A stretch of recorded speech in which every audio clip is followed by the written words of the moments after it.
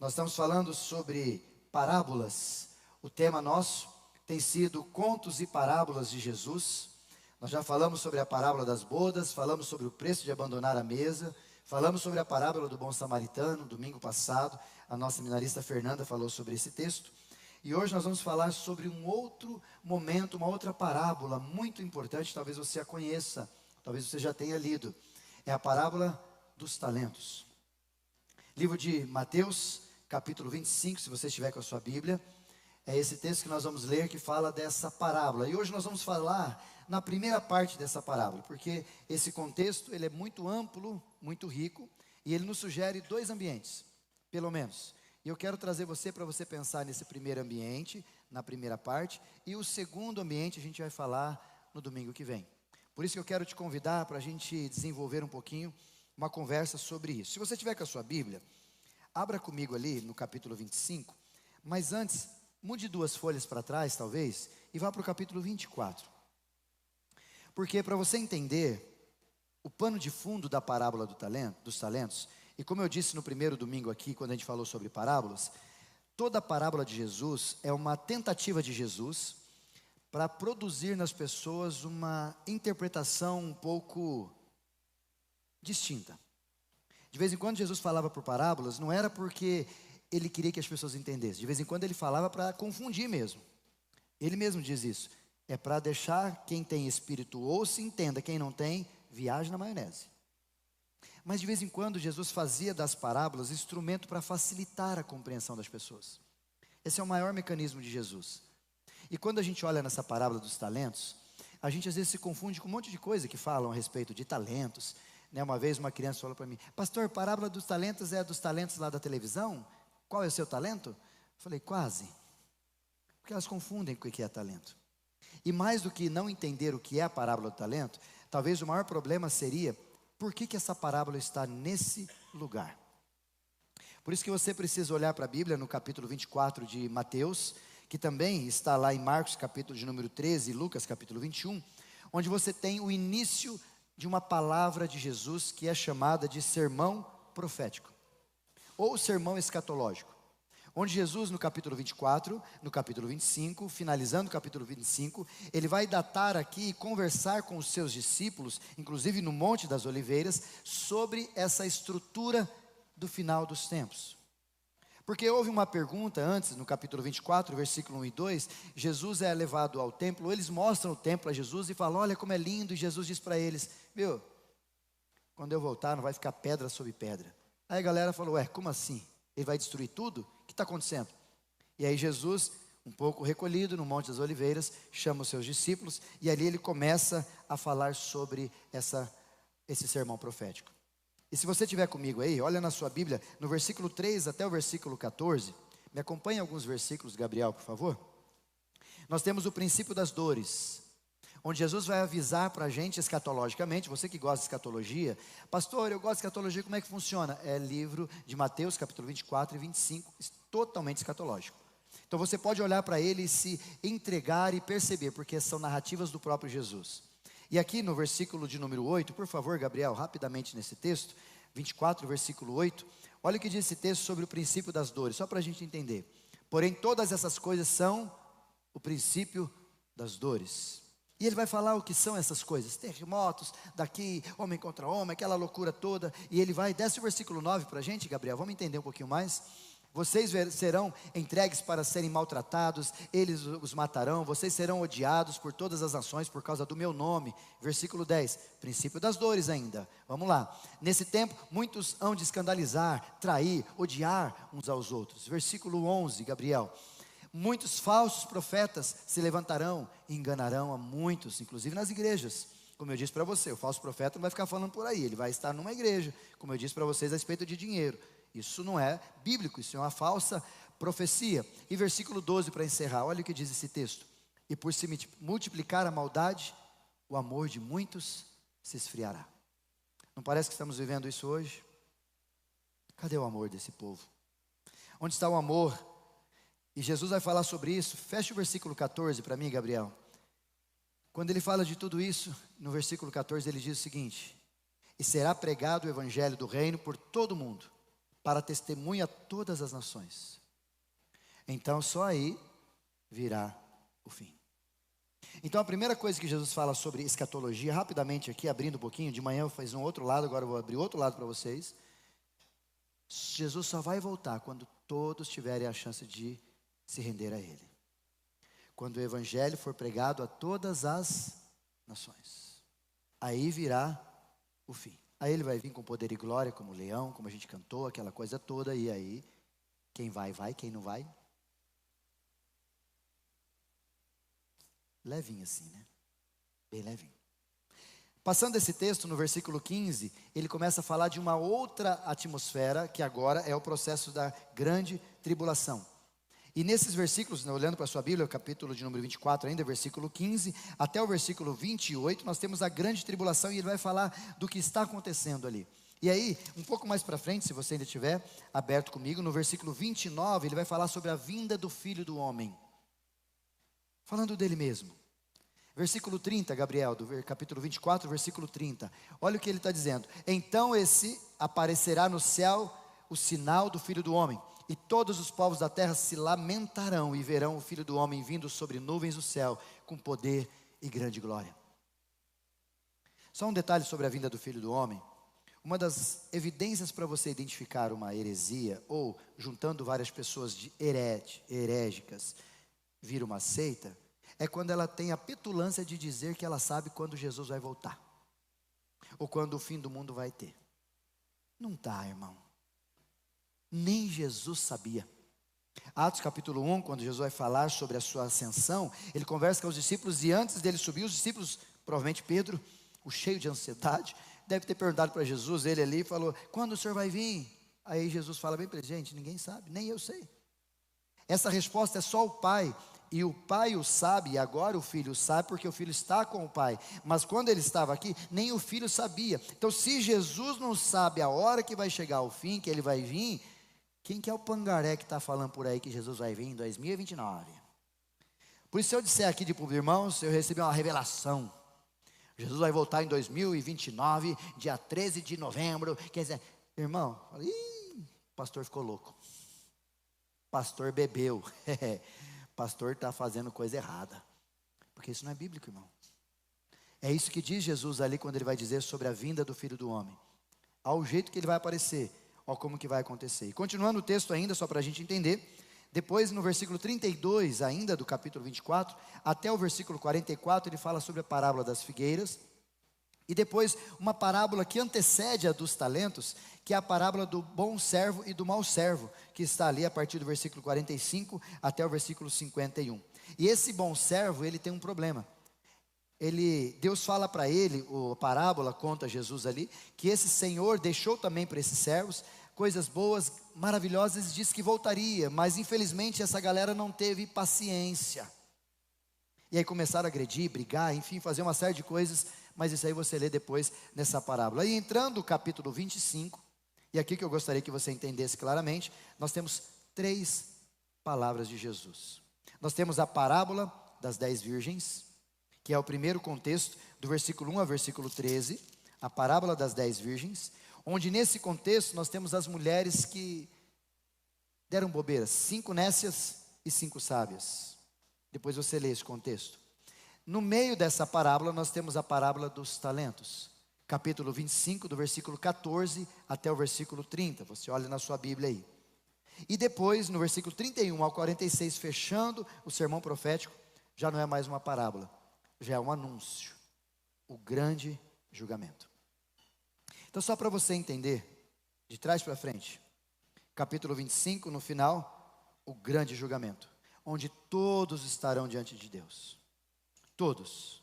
E ele vai separar nesse grande julgamento as ovelhas dos cabritos. Olha o que diz o texto, Gabriel, me ajuda só para a gente entender o grande julgamento ali. Coloca para mim o versículo 31, por favor. Olha o que vai acontecer no grande julgamento.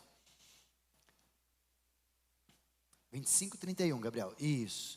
Quando o Filho do Homem vier na sua majestade e glória, e todos os anjos com ele, então ele se assentará no trono da sua glória. Versículo seguinte, Gabriel 32. Todas as nações estarão reunidas em sua presença. E ele vai separar uns dos outros, como o pastor separa as ovelhas dos cabritos. Versículo 33, olha o que diz esse texto: porá as ovelhas à sua direita e os cabritos à sua esquerda. Abre aspas. Esse texto não tem a ver com política, tá, irmão? Viu, pastor? Ovelha para a direita, cabrito é da esquerda. Não, irmão, não usa isso para eleição.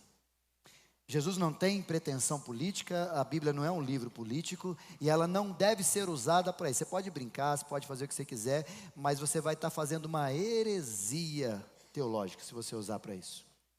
O fato é que Jesus, só para entender um pouquinho mais, toda a estrutura judaica, eles criam de forma muito clara que o lado esquerdo não é bom. Tanto que o salmista vai dizer: 1000 cairão ao teu lado e 10.000 à tua direita. Eles não falam o lado esquerdo. Então não é um problema com a esquerda do Brasil. Se você tem problema com a esquerda do Brasil, com a direita do Brasil, o problema é do Brasil, não é de Jesus e nem da Bíblia. Ok? Mas lá eles não tinham essa conexão com a esquerda. Então a esquerda não era um lado muito sadio para eles, do povo judeu. E aí por isso que Jesus vai dizer que ele vai separar as ovelhas para o lado direito e os cabritos para o lado esquerdo. Ou talvez numa outra tradução, ele vai separar o trigo do lado direito, que vai lá no final, só que ele vai fazer isso, e o joio do lado esquerdo. Ou numa outra tradução também, ele vai separar os adoradores que adoram em espírito e em verdade do lado direito, e os pangaré do lado esquerdo. É isso que Jesus está dizendo nesse contexto do grande julgamento. E ele vai fazer uma dura, fatídica, mas profunda pergunta. Versículo 34, Gabriel, por favor. Então o rei dirá aos que estiverem à sua direita: venham, benditos de meu Pai, venham herdar o reino que está preparado para vocês desde a fundação do mundo. Por que ele chama esses? Versículo 35, Gabriel, olha a palavra de Jesus. Porque eu tive fome e vocês me deram de comer. Porque eu tive sede e vocês me deram de beber.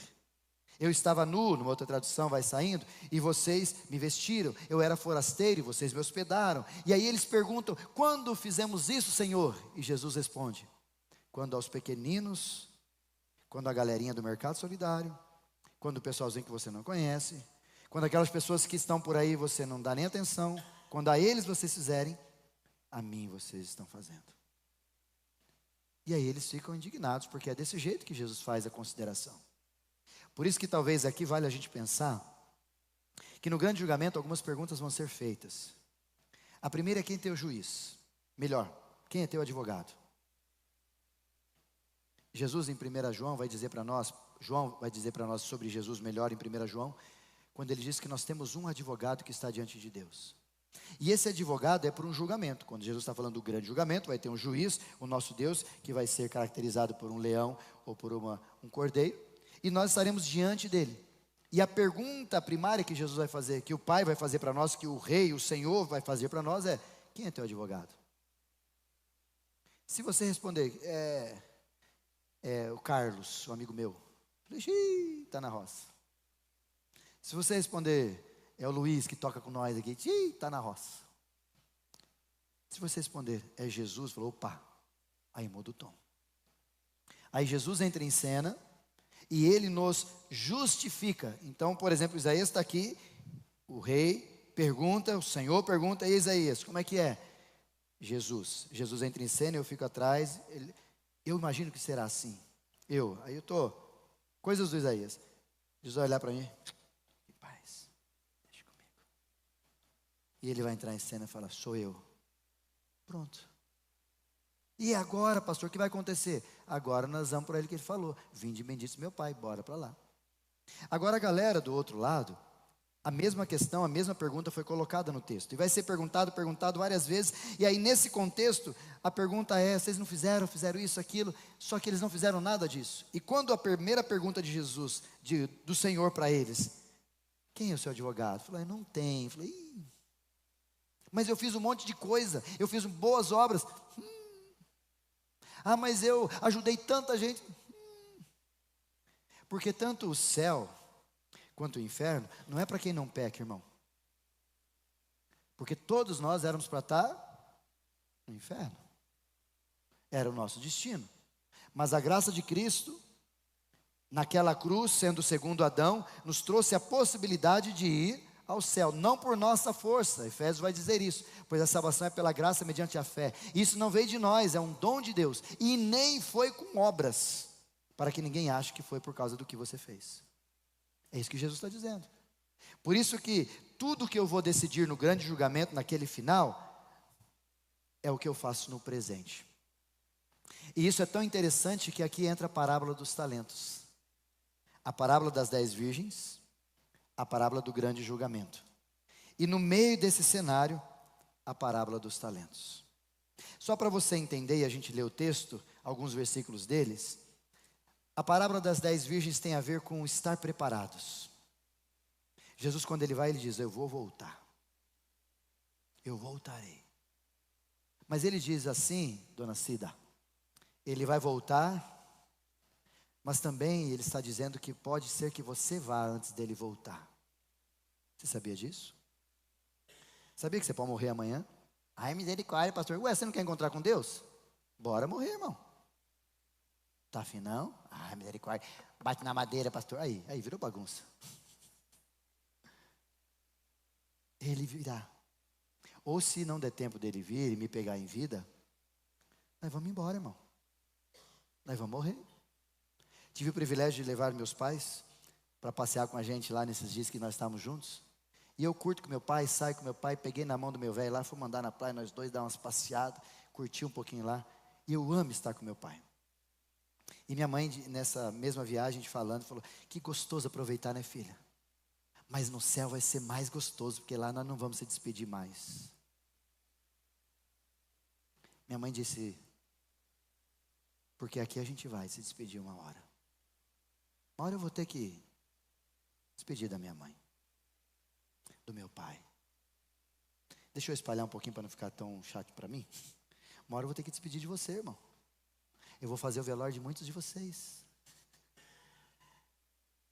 Porque a gente vai morrer, irmão. E a grande questão desse parábola das 10 virgens é Jesus dizendo para mim e para você: você está preparado para esse dia? Você está preparado para a volta dele?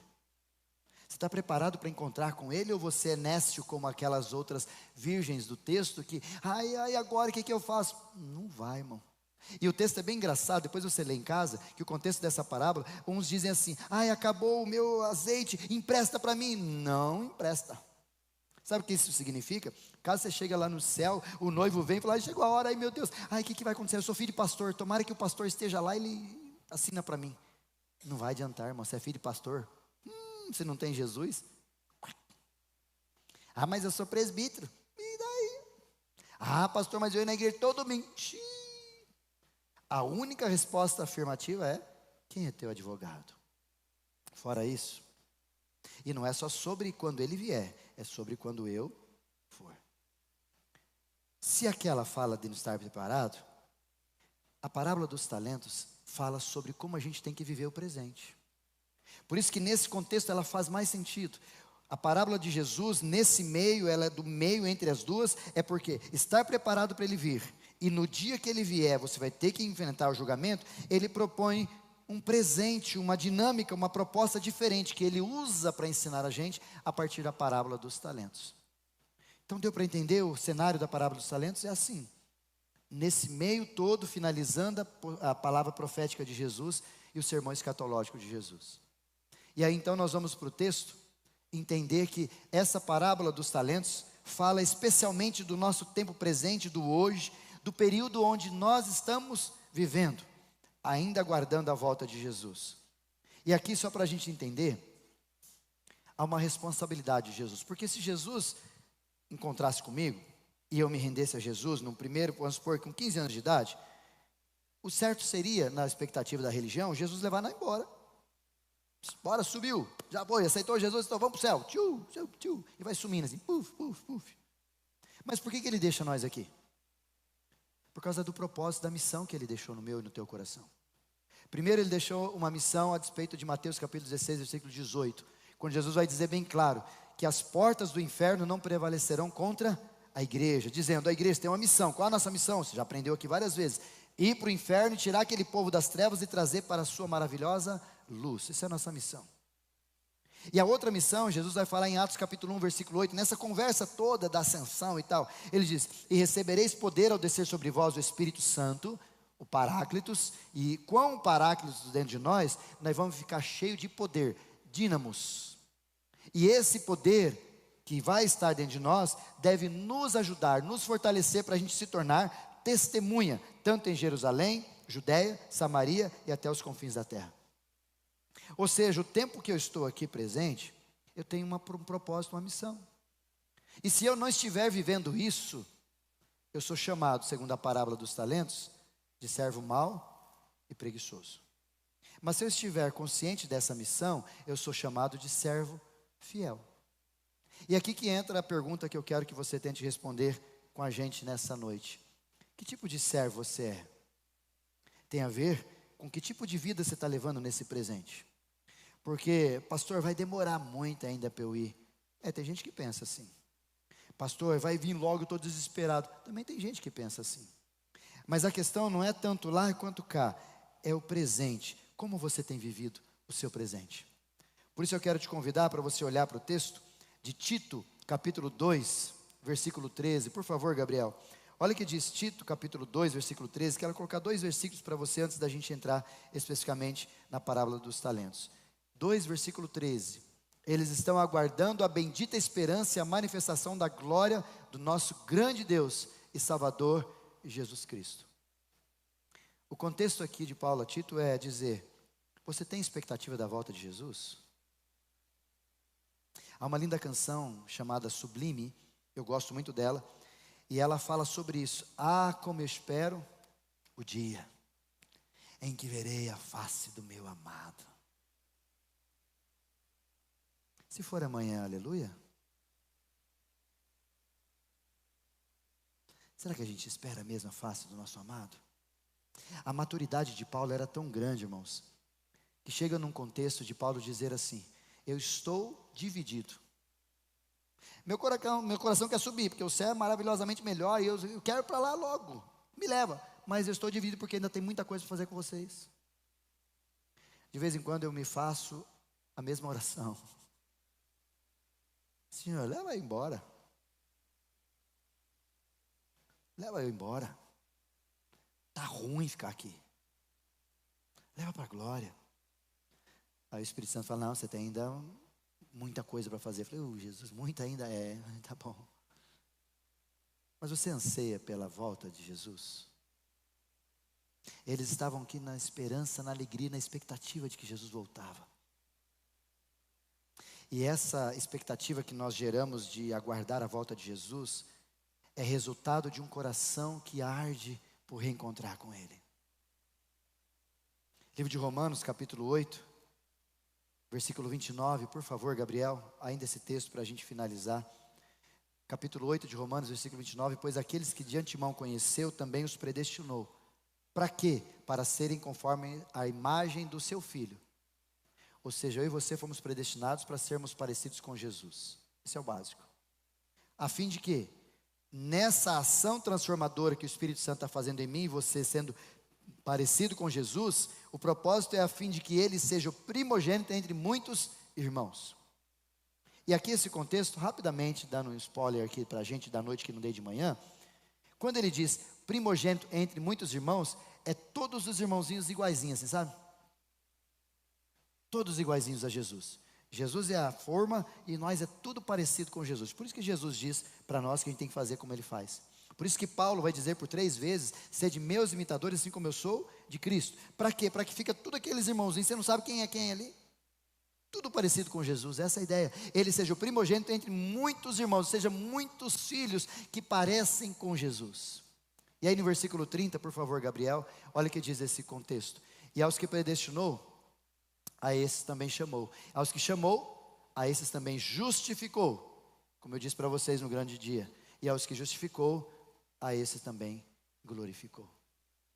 Por fim, olhando para a parábola, quero convidar você para a gente ler e entender que servo eu sou e tentar responder essa pergunta nesses momentos que nos cabe. Capítulo de número 25, versículo 14. Por favor, Gabriel, nós vamos ler pouco texto desse contexto, depois você lê em casa. Mas eu quero falar um pouquinho nessa noite sobre a identidade de cada servo, de forma rápida e sua responsabilidade, e a gente tentar responder que tipo de servo eu sou. Capítulo 25 de Mateus, versículo 14. Pois será, lembra mais uma parábola de Jesus, como, a maioria das parábolas começam assim, pois será como, comparação, um homem que ausentando-se do seu país, chamou os seus servos e lhe confiou os seus bens. Até aí tudo bem? Maravilha, versículo de número 15, pode ir passando, Gabriel, por favor. Aqueles que eram seus servos, a palavra servos aqui é doulos, e todos eles eram servos. Se você quiser um pouco mais dura a palavra, doulos quer dizer escravo, quer dizer alguém que tem dono e que não é mais dono de si.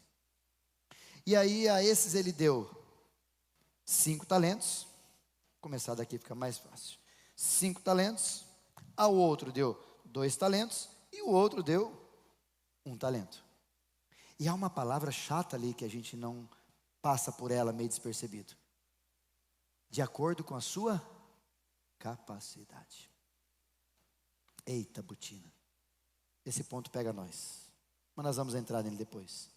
E aí diz o texto que deu isso para cada um deles e ao final ele partiu. Versículo 16, por favor, Gabriel. O servo que tinha recebido 5 talentos, diz o texto, imediatamente a palavra saiu e foi desenvolver, negociar e ganhou mais 5 talentos. O que ganhou 2 talentos, versículo seguinte, fez a mesma coisa, ganhou outros 2 talentos. Pode passar, Gabriel, por favor, o texto. E o versículo 17, por favor, Gabriel. 18 agora já, Gabriel, já passamos ele. Mas o servo que tinha recebido 1 talento, saindo, fez um buraco na terra e escondeu o seu talento. A pergunta talvez é, o que Jesus está ensinando com tudo isso? Ou talvez a pergunta que a gente precisa fazer como consideração é que tipo de servo você se encaixa, nos 2 primeiros ou no último? Pastor, eu sou do primeirão, multiplico. Será? Pastor, eu sou aquele que recebeu 5 talentos porque a minha capacidade é grande. Será? Olhando para o texto, só para você entender rapidamente, talentos, aqui, ele é colocado como um sentido moderno da habilidade ali, para tratar sobre unidade de peso e de valor. É isso que valia um talento. Então, só para você entender, quando o Senhor sai e distribui, no caso aqui, 8 talentos, é isso? 5, 6, 7, 8. Você tem que fazer a conta, né? 8 talentos para os seus, ele está dando fortunas. Só para você ter uma ideia, o talento ele é mensurado, para ficar mais fácil, como denário. Um denário equivale a 1 dia de serviço. Então, se você trabalha 5 dias na semana, você ganha 5 denários. Esses dias, você trabalhando 4 vezes, 4 vezes 5, 20. Então, por mês, você ganha 20 denários. Ok? Mais ou menos isso. 1 talento equivale um pouco mais do que isso. 1 talento equivale a 6.000 denários. Ou seja, 6.000 dias de trabalho. Na lógica, isso equivale a mais ou menos, fazendo o cálculo de 300 dias, 300 e pouquinho que a gente trabalha, tirando sábado e domingo, dos 5, uma média de quem recebeu 1 talento, 20 anos de serviço de uma pessoa. Você ganha isso? Consegue ter isso aí na caixa? Aí o que recebeu 2, óbvio, 40 anos de serviço que recebeu 2 talentos. E o que recebeu 5 talentos, 100 anos de serviço. Gente, o cara não ia viver para tudo aquilo ali. Nem que ele vivesse, trabalhasse, ele não ia ganhar o que o Senhor deu para eles. Por isso que esse contexto desse texto, quando fala de talento, a gente não pode confundir com talento apenas de que a pessoa é habilidosa, tem talento para cantar, como a Rebeca estava aqui, o Adriano, abrilhantando a gente nessa noite. Como eu disse para vocês, a gente tem, né, se quiser fazer um casamento, eu posso levar o pastor, posso levar os cantores, posso levar tudo para nós fazer o esquema. Mas você fala assim, pastor, ela tem um talento de cantar, é verdade. Mas não é disso que Jesus está falando aqui, ou não é só disso. Abre aspas a propósito, sempre deixo claro isso para os irmãos. Talento e dom são duas coisas distintas. Cantar não é dom. Não dom bíblico, não dom do Espírito. Cantar é um talento, é uma habilidade. Porque tudo aquilo que você vai chamar de dom, o pressuposto de ser dom é que a ação para se aparecer esse dom é a ação do Espírito Santo naquela pessoa, correto?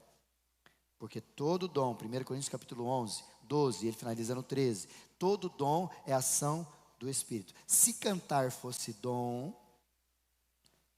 a Ivete Sangalo está cheia do Espírito Santo, certo? Misericórdia, pastor. Então cantar não é dom. Tem outros 9 dons que nós temos. Mas há um problema que a gente precisa enfrentar. E o problema aqui sobre essa habilidade, essas coisas todas, que a gente está falando de talento, é que a gente tem a sensação de que, pastor, mas eu não tenho talento nenhum. Antes de olhar para o texto especificamente, deixa eu te contar uma coisa muito importante para você guardar no teu coração. Quando a gente se rende a Jesus, o negócio tem que mudar. Porque a primeira coisa que acontece comigo e com você quando nos rendemos a Jesus é deixar de ser nós mesmos e nós começamos a viver aquilo que alguma coisa dentro de nós vai viver. Deus habita em nós através do Espírito Santo. É isso que diz o texto. Recebereis poder ao descer sobre vós o Espírito Santo. No capítulo 2 de Atos começa esse processo, aí tem o derramamento do Espírito Santo, e todos nós aqui que nos rendemos a Jesus, você é morada do Espírito Santo. O Espírito Santo vive em você, o Deus habita em você. Há um texto muito interessante, quando os discípulos estavam a caminhos de Emaús, e eu vi isso num comentarista maravilhoso do seu livro, e ele vai dizendo assim, que quando eles estavam juntos, eles não perceberam Jesus, e aí quando Jesus abriu a mesa, compartilhou com eles a mesa, os seus olhos foram abertos, e eles descobriram, era Jesus. E aí diz o texto que Jesus sumiu da vista deles. Aí uma pessoa perguntou, para onde ele foi? E esse comentarista respondeu, para dentro deles. Porque agora eles são ambiente do Pai. E eu e você, quando nós rendemos a Jesus, nós começamos a viver como morada do Espírito. Então você não vive mais só, agora você vive você com o Espírito Santo.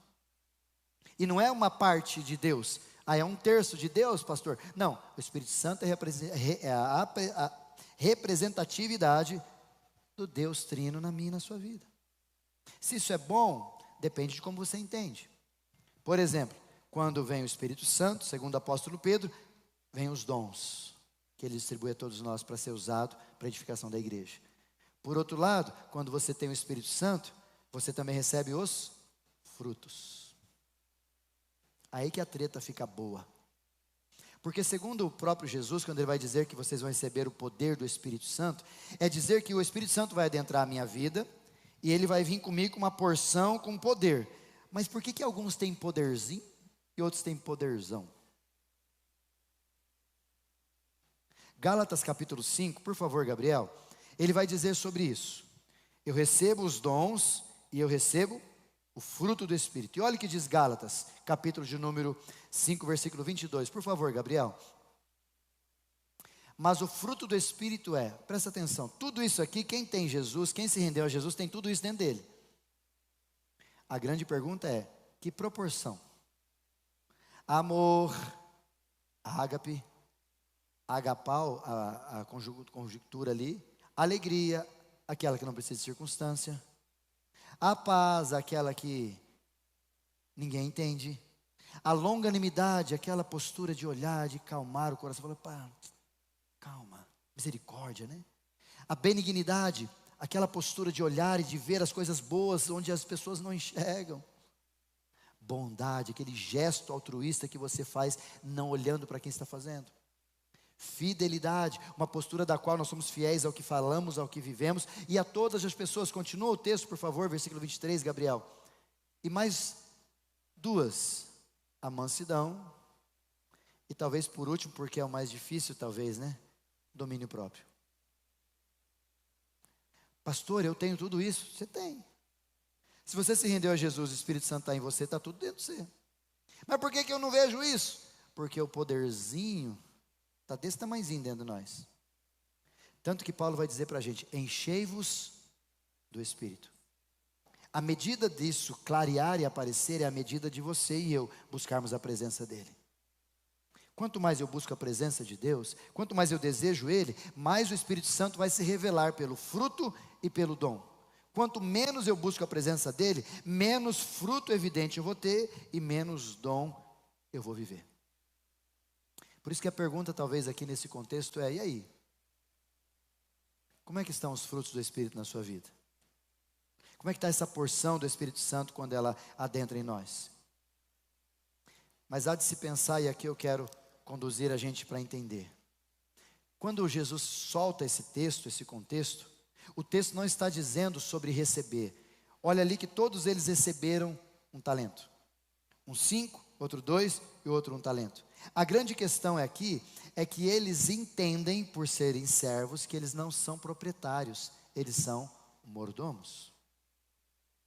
E para nós isso tem que ficar bem claro, porque a ideia é que eles administrassem. Você lendo o final do capítulo todo, no contexto da parábola do talento, você vai ver que o Senhor fica bravo com aquele que devolveu o que era justo, certo? Vamos falar semana que vem disso. Mas ele ficou bravo, porque ele não entendeu que ele não era proprietário. Quando você é proprietário, você faz o que você quiser com o que Deus te dá. Mas quando você tem consciência, o que Deus te dá não é seu, você é mordomo. Falamos sobre isso no nosso último John Knox, que o nosso módulo foi tratar sobre mordomia cristã. Como que eu trato, como eu estou gerando as coisas que Deus está me dando. E aqui é muito importante você lembrar que é o tempo contemporâneo, a gente sempre diz: ah, pastor, a vida é minha, o tempo é meu, o dinheiro é meu, o corpo é meu, tudo é meu. Se você não se rendeu a Jesus, você não está errado na sua frase. Mas se você se rendeu a Jesus, irmão, nada do que você tem é seu. Não sei se não te avisaram quando você se rendeu a Jesus. Te enganaram, viu? Olha que Jesus, o que Paulo vai dizer melhor em 1 Coríntios capítulo de número 6, versículo 29. Por favor, meu querido. 1 Coríntios capítulo 6, versículo 19. Gabriel. Olha o que diz esse texto. Será que vocês não sabem que o corpo de vocês é santuário do Espírito Santo, como nós já falamos? E que está em vocês, e que vocês receberam de Deus, e que vocês não pertencem mais a vocês mesmos? Meu corpo, minhas regras. Não, irmão, esquece isso, irmão. Você não é mais seu, eu não sou mais meu, eu sou de Jesus, então é Jesus que dita o que eu tenho que viver. Olha o que diz o versículo 20, por favor, Gabriel, do mesmo capítulo ainda.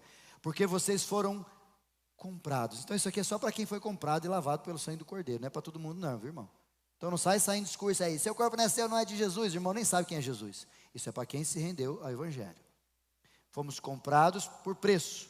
Agora, pois, a despeito do corpo de vocês, glorifiquem a Deus com o seu corpo. O que Paulo está querendo ensinar a gente e nos ajudando a viver aqui nessa expectativa é de que nenhum de nós vive para nós mesmos.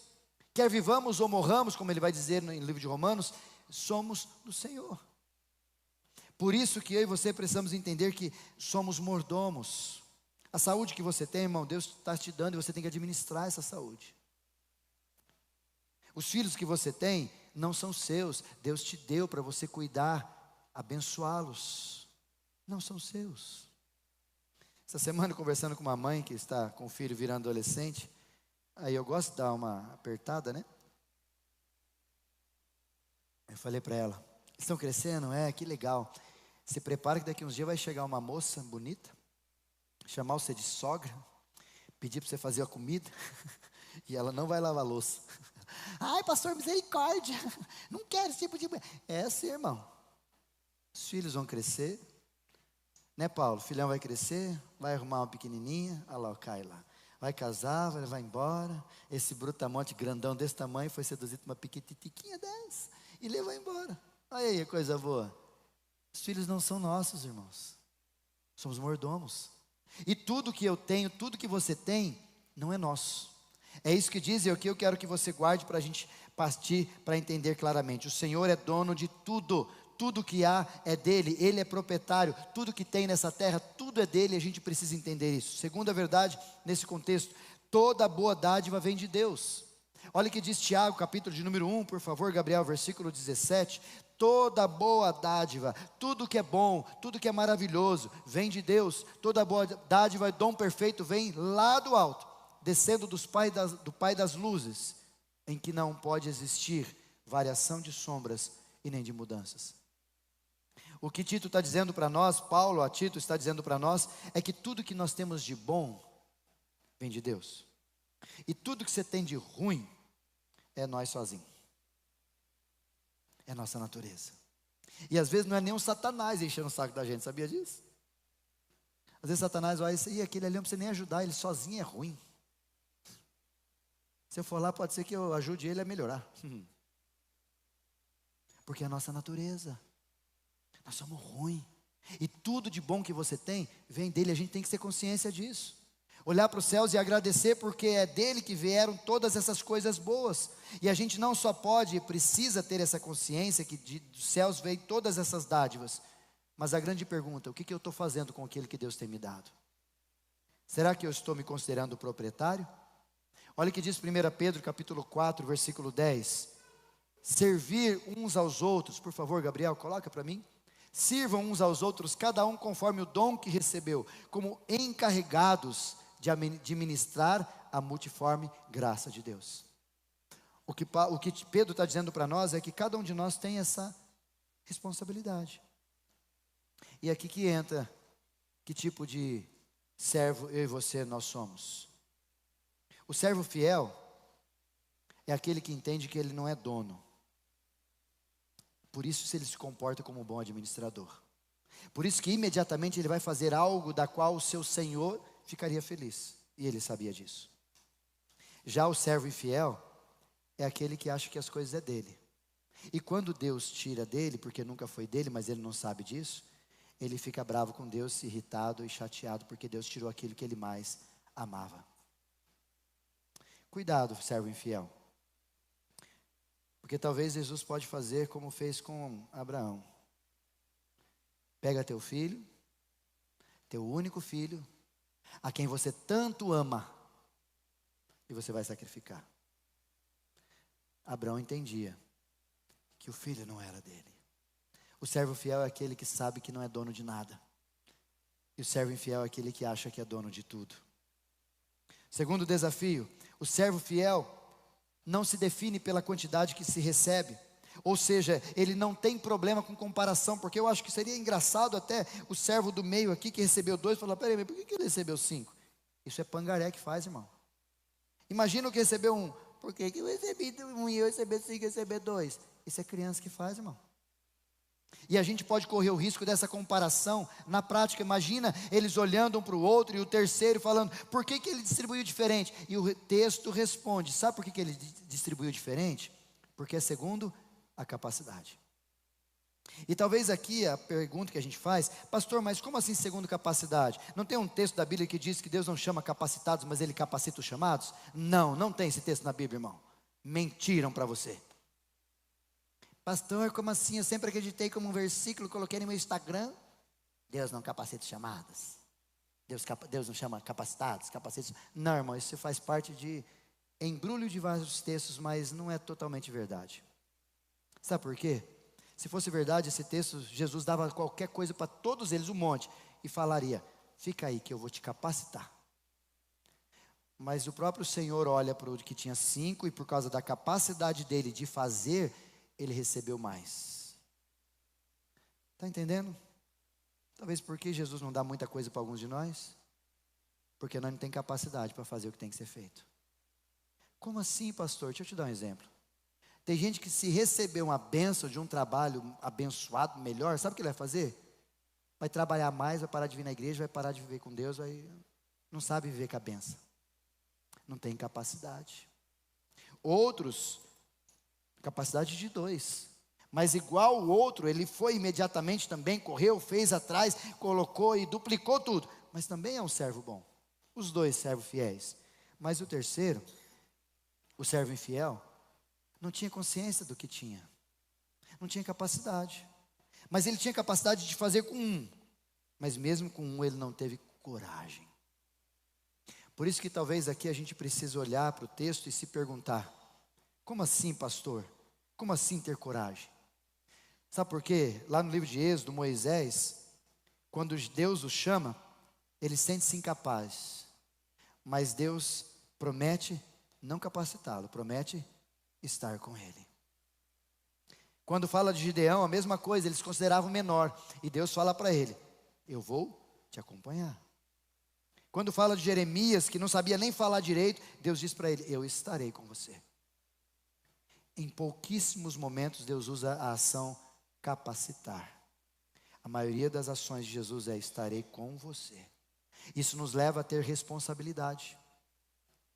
Por isso que o texto é bem claro, que esse servo precisa colocar-se à disposição, trabalhar, desenvolver o dom, obedecer, perseverar, produzir. É sobre mim, sobre você, porque senão quando o Senhor chegar e dar para nós, por que alguns ganham mais, pastor, e outros não? Segundo a sua capacidade. Não é capacidade de viver, mas é capacidade de se relacionar com aquele que está doando aquilo que está doando para a gente. Pergunto nesse contexto, para a gente partir para o encerramento: o que Deus te daria, segundo a sua capacidade? Se Deus olhar para você hoje e disser: poxa, eu vou dar bastante porque esse cara sabe ser bom naquilo que faz. E eu não estou falando de dons, não estou falando só de talentos, estou falando de muitas coisas que Deus pode dar para nós. Habilidades, alegria, saúde. Dia desses, conversando com uma irmã da nossa igreja, Dona Cleide, está sempre aqui com a gente. E a última vez que eu fui visitá-la no hospital, já há um tempo, com câncer, eu brinquei com ela, falei: ô, minha querida, poxa, que dureza está aqui, né? Ela falou: não, pastor, que nada. Se eu não ficasse doente, Deus não me traria para esse hospital e não evangelizaria esse monte de gente. Olha que visão. É gente capaz, que pode até viver com doença, que a doença não está dentro dele, só está por fora. Agora tem gente que não consegue por causa de uma unha encravada, falando: não vou na igreja, cravei a unha. Olha a capacidade, irmãozinho. Como que você quer ter de Deus, se você não oferece a Deus aquilo que você dá como disposição? Esses são chamados servo mau e preguiçoso. Qualquer coisa tira a gente do prumo, segundo a nossa capacidade. O servo fiel age com o que recebeu, o servo infiel não faz nada, ele enterra. Por isso que a gente precisa entender a ser disponível diante de Deus. E engraçado que o servo infiel, ele até usa, a gente vai falar disso domingo que vem, de forma mais plena, mas ele usa um mecanismo saudável, porque naquela época, a Misha, que era uma escola judaica na época, eles sugeriam que quando você pegar alguma coisa que não é seu, o melhor lugar para você preservá-lo é enterrá-lo. Hoje é colocar no colchão, né, dinheiro. Naquela época é enterrar, para que ali ele possa ser guardado, preservado, e no momento oportuno, quando você precisar, você desenterra e está lá o que era seu, nada vai acontecer. Então ele não fez nada de errado aos olhos dele, nem da Misha. Mas o que ele se equivocou, era que o Senhor não gostaria que ele fizesse isso. Nós vamos falar disso semana que vem. Agora, será que eu e você nós enterramos o nosso talento, irmãos? Será que nós não enterramos as nossas habilidades? E sabe quando a gente enterra? Quando a gente recebe alguma coisa de Deus e a gente não desenvolve, nós estamos enterrando nossos talentos.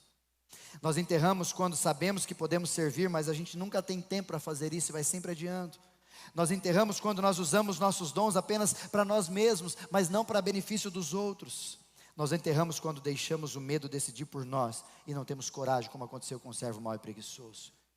Nós enterramos quando esperamos condições perfeitas para servir a Jesus. Hoje, de manhã, eu falei sobre isso. A gente está formando a nossa sala de novos membros. Já começamos o processo. E algumas pessoas falam: pastor, eu não posso fazer porque eu ainda não estou pronto. Eu falei: mas ninguém vai estar pronto. É no caminho que nós vamos ficar pronto. Porque pronto, ninguém vai ficar e ninguém vai estar. Aí eu brinquei, aí o outro irmão chegou, que está na sala de novos membros. Aí ele chegou: você fez inscrição lá? Eu fiz. E aí, está pronto para a aula? Eu falei: pronto eu não estou, né, pastor? Porque o senhor falou que nós não está pronto nunca. Eu falei: aprendeu, né, menino? Está ligeiro, né? A gente nunca está pronto. Pronto para servir. Eu preciso estar pronto. Não, irmão, nós temos que estar disponível. É esse que Jesus olha e fala: esse eu vou agir. É a partir dessa capacitação que eu vou entrar. Por quê? Porque ele tem disposição. Por isso, querido, o servo mau e preguiçoso, o terceiro servo, ele não foi condenado porque ele perdeu o talento. Ele foi condenado ou confrontado porque ele se recusou a colocar em prática aquilo que recebeu. Por isso, queridos, quem é você história da parábola dos talentos? O servo bom e fiel, ou o servo mau e preguiçoso, que a gente vai falar semana que vem dessas características. Por isso eu quero finalizar, para a gente ouvir, refletir e agir, eu quero te trazer um desafio. Primeiro, reconheça o que Deus tem dado a você. Sabe aquela postura natural que a gente precisa ter de reconhecer que tudo vem das boas mãos de Deus? Quando acordar de manhã, irmão, nessa semana, amanhã cedo, olhe para o céu, olhe para a sua casa, olhe para a sua esposa do lado, ou olhe para os seus cômodos ali e fala: Senhor, obrigado por essa casa mais uma vez. Porque tem gente que não vai ter casa para dormir nessa noite fria, e você tem coberta, tem casa, tem tudo para você descansar. Porque se uma coisa não ocupar teu coração, reconhecimento do que Deus é e tem feito sobre você, o que vai ocupar teu coração é a tua carnalidade murmuradora para dizer: eu não queria dormir nessa coberta, eu não queria dormir nesse colchão, eu não queria dessas coisas. Por isso que o caminho do servo fiel é olhar para si e falar: Senhor, obrigado por tudo que o Senhor tem me dado. Obrigado pela capacidade. Não olhar para outro, nem para ninguém, olhar para si mesmo e agradeça a Deus. Segundo desafio que ele fala: identifique. Talvez você poderia estar fazendo algo ou mexendo em alguma coisa e você está parado. Identifique o que está acontecendo e deixe Deus agir. Talvez você poderia servir mais, mas você está com medo. Vá servir com medo mesmo, irmão. Bora, encara. Ou talvez você poderia ensinar outras pessoas, como nós falamos no Forge esses dias. O meu presbítero Ricardo, meu irmão Ricardo aqui, que estava no Forge essa semana, e ele dizendo: no ministério infantil precisa de homens, irmãos. Homens, figura masculina ali, para ajudar nessa devoção, nesse cuidado, nesse carinho. Mas eu não sei. Não precisa saber, irmão. Vamos. Deus está te chamando para servir. Ou talvez você possa dizer: eu poderia testemunhar, mas eu tenho vergonha. Deixa Deus usar, irmão. Deixa Deus usar você para falar do que você está vivendo. Hoje pela manhã, uma pessoa da nossa igreja me procurou no final do culto e falou: pastor, Deus tem feito grandes coisas na minha vida. Eu falei: o que você está fazendo com tudo isso? Contando para todo mundo. Eu falei: melhor coisa que você faz. Como eu disse semana retrasada, você tem história para contar do que Deus está fazendo na sua vida? Você tem história para contar daquilo que Deus está agindo sobre e através de você? Como que você tem vivido nesse tempo? Como tem sido o seu momento com Deus? E por último, comece. Faça alguma coisa hoje. Faça alguma coisa amanhã. Mas não deixe para depois, não. O texto diz que o servo fiel imediatamente foi fazer aquilo que Deus deu para ele como habilidade. Pare não. Talvez tem gente precisando do teu carinho, do teu cuidado. Talvez tem gente precisando de uma ligação sua. Talvez tem gente precisando de você e a gente está deixando para amanhã. Amanhã pode ser tarde. Consagre a Deus tudo aquilo que Ele te deu. E se eu posso te dizer mais uma sugestão: arrisque. Arrisque. Pastor, mas eu não sei. Arrisque, irmão, bora para cima. Deixa Deus agir, deixa Deus cuidar. Se coloque. O próprio apóstolo Paulo vai dizer que Deus não deu espírito de covardia, mas de ânimo, de coragem, para a gente enfrentar as coisas.